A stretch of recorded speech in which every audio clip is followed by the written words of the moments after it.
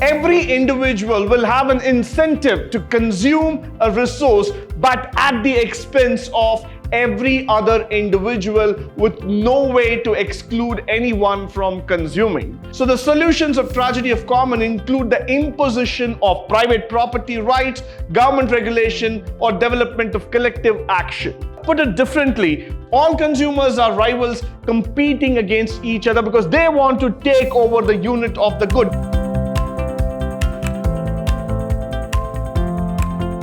Good morning and welcome to the first session in Chapter 5, Unit 2, second semester B.C.A, Sustainable Development, where we are going to speak about the tragedy of the commons. Now, when we talk about the environmental economics, the tragedy of commons is a very, very unique and also a most interesting economic problem that we are going to discuss about.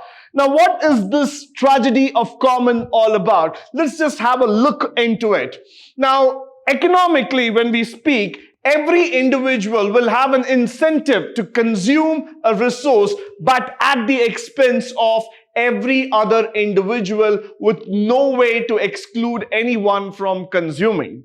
Now, when we talk about the law of jungle, we always say this word, the fittest of survival. Now, like exactly when you come back to the economics problem, at the cost of one, the other person consumes. And that's where the tragedy of common error starts erupting in economics. Now, why does this error happen? Is it something that we have to always go through this error? Can't there be a solution to it? And that's what we are going to look here.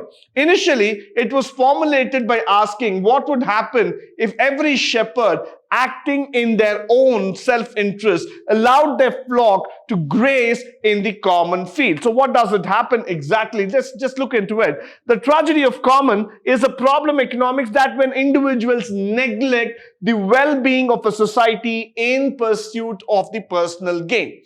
Now, the common factor in our universe is that I want to be good. I want to be rich. I want to be a person who has fame, who has name, who has every personal gain as far as possible. But at what cost? At the cost of others.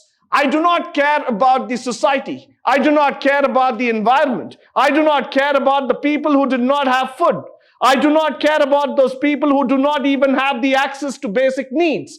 I only worry about myself. I want to be rich. I want to prove in this world that I'm unique. I want my name to be around every single corner of this globe. But this does not actually fit into the society. This does not fit the bill. Why? Because this leads to the overconsumption and ultimately depletion of common resource where everybody has got a right. When one person becomes rich and richer, the other person becomes poor. The gap between the poor and rich keeps on increasing. And at one fine morning, when you start looking into this picture, you'll come back and tell me that definitely the rich have got richer and they continue to be on that track. But what about those people who are still poor, who are still not able to afford their basic needs? The reason for this is that the rich person is also consuming the food, consuming the rights of that poor person. So tragically, when we start speaking about this, you will try to understand the factor very clearly that the basis of growth is happening by sacrificing somebody else's need, and this should not happen. That's where the tragedy of commons comes into picture. So it is very, very evident in economics that one has to understand growth is an inclusive. You need to include everybody. You cannot be an exclusive growth person altogether. That personality will not be counted in the society. Now, the other thing is that, let's look into a model. Now, for example, the tragedy of commons to occur, a resource must be scarce, rivalrous in consumption, and non-excludable. Now, this word, I like it very much, non-excludable. Why? Because you cannot say that certain things are specific. You cannot say that certain things are unique. You cannot say that this only belongs to me. Now, let's not go into that picture at all. I want a system which will be able to make me rich and richer every day. I want everybody to become a part of the story. I don't want anything to be specific, unique. I want this to be for every single man in this universe, made available. So the solutions of tragedy of common include the imposition of private property rights, government regulation, or development of collective action. Certain governments are so rich that they can afford paying their citizens money even if they don't go to work. Certain governments are so rich that they can even waive off all the loans. Certain governments are so rich that they can take care of the pensions and other factors so easily. But then there are still governments in this world who cannot even afford giving a basic health care to their citizens. Why is this happening in this world? It is because of the factor that certain people are gaining at the cost of others. That should not happen. That's where the tragedy of commons comes into picture. You cannot make yourself exclusive in this world. Include yourself in each and every problem. See that every common man is able to get what he really deserves. That's where you will be able to solve the tragedy of commons. This is very, very important. Each one of us, please understand this factor very clearly. When you start accumulating property in your name, when you start accumulating wealth, you forget that that wealth can also be given to the needy and poor. Now, we all know that the war that is going on in Ukraine and Russia. But how many of us can really go ahead and help those poor and needy and innocent people who have been a part of this war? Now, we all think that at the cost of two countries fighting, the other countries will now try to gather the resources, would like to make an advantage, would like to make a gain in that situation. And that should not happen. That's where environmental economics comes back to picture and says that we cannot afford doing that. We cannot afford ignoring people. We want to include people in the growth. We want every single person on this earth to get the benefit of everything as far as possible. Now, the next thing is that the tragedy of common theory postulate says that individuals tend to exploit shared resources such as the demand greatly outweighs the supply. That's a very important factor we are going to talk about, and subsequently resource becomes unavailable for the whole. Now, we all know that certain resources are common for all. Now, let's take water. But then what do we do is that we make that water, that essential element, so precious that only few can afford. We make that water so precious that certain people are completely deprived out of it. Certain people have to starve their entire life to get a sight of this water. Why is this happening? Because we believe that that common property becomes a private property when we start getting into a collective agreement on that. That private property becomes a resource to such a great extent at one point of time that property becomes priceless. You can't add a tag to it. That's exactly where the tragedy of commons happen. 99% of the time, please think, why is that the common resources like land, water, food is becoming so very expensive in this world? What is that is happening around these factors altogether? Are we making it deliberately, or are we trying to create a situation and tell people that going forward, it's only the fittest can survive? Mother Nature gave each and everything to us so that everybody can divide and equally share. We can feel the effect of it. But unfortunately, there are certain private individuals where they create a demand more than the supply, make it even more expensive, and one fine morning, the resource completely vanishes. So that would not be accepted, that cannot be adjusted also, and that cannot be taken as a part of the system. Now, the theory accuracy is subject of common debate to the economists, and they believe that this has got a highly limited in terms of its application. Though yes, there might be situations where it becomes very difficult to prove, and sometimes it even becomes so complicated that how do I get out of this situation and find some solution to it? But then, this problem which has been faced by the economist has been going on for many years, and we are trying to find out some solution for the tragedy of commons. Now the next one, Garrett Haddon an evolutionary biologist by education, wrote a very popular scientific paper which was titled The Tragedy of Commons, which was published in the year 1968 in a peer-reviewed journal called as the Journal of Science. And the paper addressed the growing concern of overpopulation, Harden using an example of sheep grazing land, taking from the early English economist William Foster Lloyd, describing it as the adverse effects of overpopulation. Now, the word overpopulation might simply sound as just an English word, but just think about the economic effect of it. When you talk about India with about 135 crore population, overlooking quite close to that about 150 crore, and when you talk about China with 157 crore population, these numbers are really terrifying. Why? Because as the population grows in a country, we don't have resource to satisfy that growing population. Today, when you talk about land, water, or any other kind of common resources like food, we don't have it. You cannot keep on increasing the natural resource with the rate at which the population grows. During the time of independence in 1947, when we were hardly about 40 to 42 crores, we have grown almost 3.5 times today. We are talking about a population of 135 to 138 crores in India. Is it manually possible, physically possible for each one of us to go ahead and satisfy the needs of the people? And that becomes a very big question. And that's why I say overpopulation is the biggest challenge that the world is facing today. There are certain countries in the world, if I'm going to talk about Finland, Norway, or Denmark, or probably Sweden, or some other Norwegian countries, or Scandinavian countries where the population is very low, like Iceland. Now, those countries are blessed with natural resources. Why? Because the population is very less, so the amount of exhaustibility of those resources are also lesser. No doubt about it.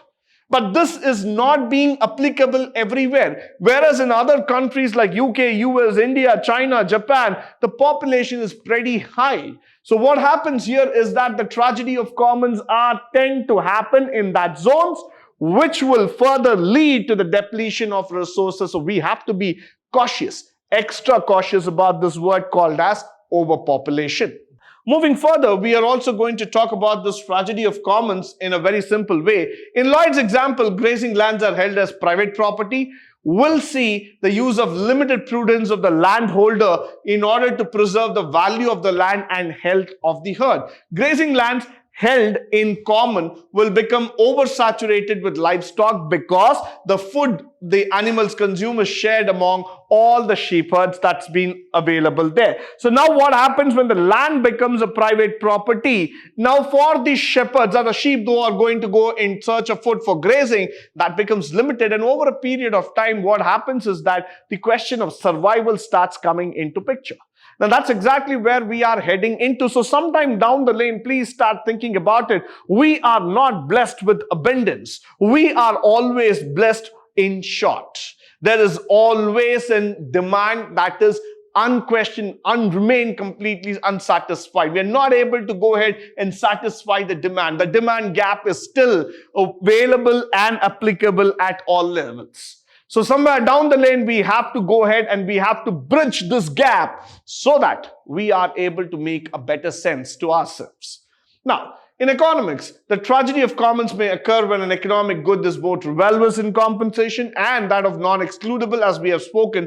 And these goods are in the common pooled resources good as opposed to that of the private goods factors. So the more we talk about the commonality, the more we talk about sharing, that's where the tragedy of commons comes into picture.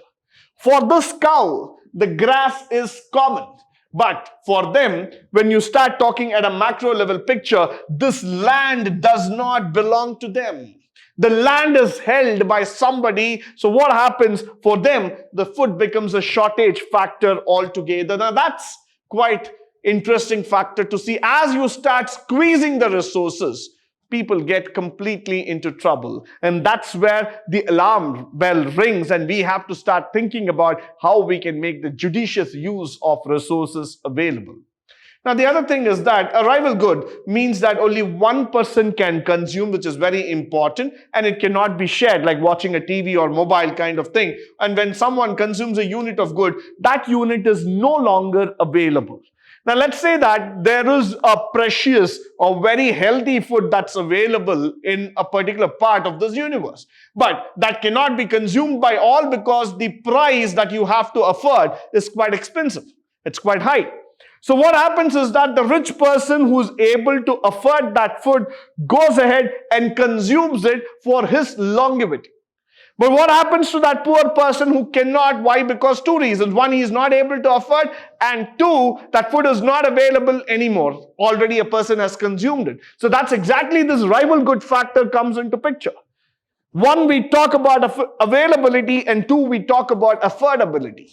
If these two factors are challenging for a common man, at the end of the day, we will not be able to get the goods that we want.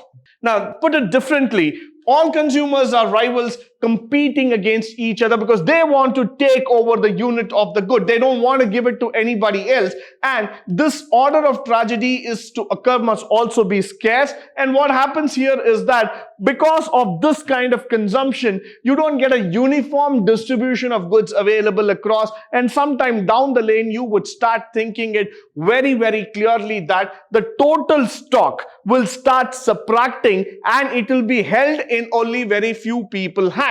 So at the end of the day, you will start thinking that it's only those few people who turn out to become the monopolists there. So the market turns out to become complete monopoly and people feel that this is the time we are stuck. So that should not happen. We want an open and a free market where every goods are available with everyone.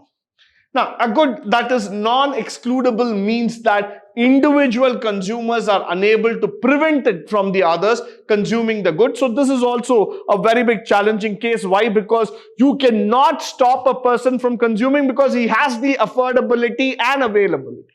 He has the time, money and energy to go ahead and take it away. And that's what he does. It's a combination of properties, common pool, scarce, rivalry in consumption, non-excludability, all those things sets it across by which the tragedy of commons also comes into picture. So this is very, very important for all of us to understand and take it forward.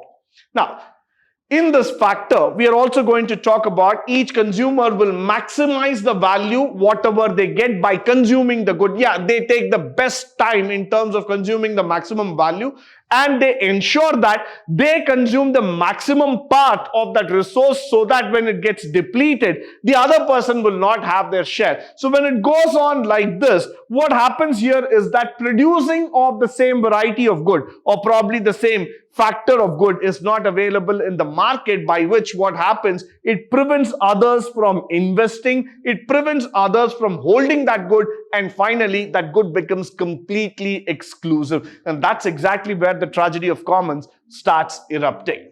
Now, overcoming the tragedy of common of errors, let's start looking into it. A critical aspect to understand it is that we want to see the role of institutional and technological factors playing inside. We want it to be common. Human societies have to be evolved in such a way that not enforcing up the exclusive rights, making it very, very clear enough that this is available for all. We need to practice equality in terms of economic value rather than equality just in terms of theory factor altogether. Now, the regulatory solutions, that's also very, very important. One possible solution is the top-down government regulation or direct control on the common pool. Let the government have the control. Let the government decide whom it has to go. Let it not be under the hands of the private. At some point of time, we don't want that privatization to start coming up completely. Specifically, if you start in India, let's look at railways as an example. One side, we want railways, which is a very, very common pool, common sector, which has been shared by millions of people as a transportation usage sector altogether, as a transportation vehicle. This sector needs to be privatized. Why? Because the government feels that the revenue is falling down. It requires modernization. It requires a better support. Now, that might be the government's long-term view and plan. But on the other side, privatization is not the solution. Why? Because once it gets privatized, the jobs of hundreds and thousands of people who are working in railways might be in jeopardy. Second thing, once it gets to the hands of private, the pricing factor will play a very big role. And the third thing is that once it is privatized, the companies will try to compete against each other and try to hold back the resource, the availability for a common man would again come under question mark. So what happens here is that we are trying to make you understand about this factor very clearly, that the government has to take charge of all the common pooled resources and give access to the public. Then the governance comes into picture and we will be able to run the scenario even better. Now, assigning the private property rights over resources to individual, another possible solution. Yeah, we can give it to the others, effectively converting that common pool resource into a private good. Institutionally, that depends on developing some mechanism to define and enforce certain private property rights which might occur as an outgrowth of existing institutions. So yes, we can give this right factor to certain individuals who are ready to take up the responsibility and make sure that the resource is available at the right time, at the right place for the commoners. And it's a collective solution. So this brings in the factor that, overcoming the tragedy is through a cooperative collection solution method, where we will be able to bring back those factors, where we will be able to bring those common pooled resources together so that every commoner is being able to make the best use of the resource that is given. Now, the other factor that we have been talking about in the collective is that by limiting the use to local farmers and herders, managing using of the practices such as crop rotation, seasonal grazing, providing of enforceable sanctions against overuse, these collective arrangements can be brought in solution in order to prevent this tragedy of commons. But those are some things which have to be practiced religiously, and we need to bring in a long set of rules and regulations into these factors. With this, I come to the end of this session. I hope and believe that all the resources presented through this presentation would be of a great value to you, both in terms of theory as well as in the practical walk of life. In the upcoming sessions, we will be looking into some of the important concepts in environmental economics. But until then, stay tuned, stay blessed, and stay enlightened forever. Thank you once again for joining me today on this wonderful session.